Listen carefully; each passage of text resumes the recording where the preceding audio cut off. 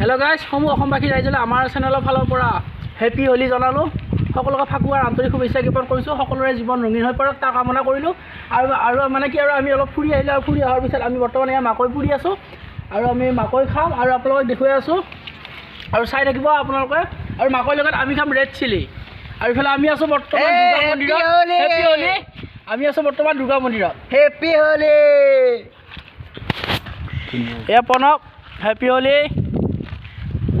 নমস্কাৰ নমস্কাৰ।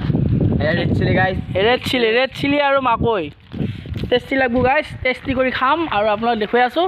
আৰু মানে কি আৰু ফাকুৱা বুলি বৰবিয়াক ফুৰা নাই বাৰু, আৰু ঘৰৰ ওচৰতে আছোঁ। অলপ মানে এপাক ঘূৰি আহিলোঁ আৰু আপোনালোকক দেখুৱাই আছোঁ। গতিকে চাই থাকিব আৰু যিসকলে নতুনকৈ চেনেলটি চাই আছে ছাবস্ক্ৰাইব কৰি দিব। বঢ়িয়া। হেপী হোলী। হেপী হোলী।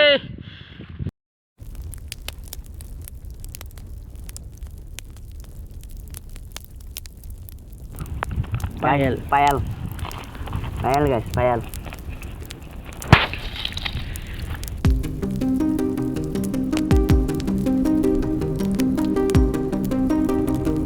যিটো নুমি গেলে আকৌ ফাইন কৰি দে।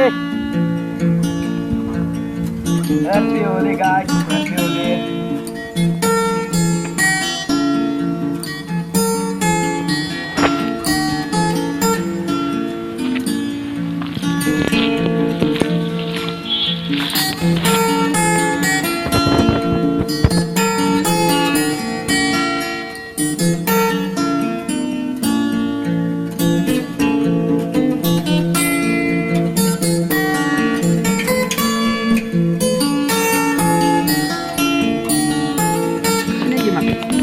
কিমান বাকী আছে আৰু কিমান বাকী? আৰু 2 ছেকেণ্ড কৰি এতিয়ালৈকে 1 ঘণ্টা হ'ল। আমাৰ মাকৈ হোৱাই নাই এতিয়ালৈকে হোটেলত আজি। আৰু এই অৱস্থাতে আমি হোটেলত যাম গাইজ। একো নাই গাইজ, আমি নদীত যাম এতিয়া গা ধুবলৈ। মাকৈ আমাৰ ৰেডি আৰু এতিয়া খাব ওলাইছোঁ গাইজ। আৰু দেখুৱাই ৰেড চিলিটো বাকী দি, ৰেড চিলি বাকী দি। নিজৰখিনি আগে লওঁ, খাব পাওঁ নাপাওঁ এইটো পিছৰ কথা।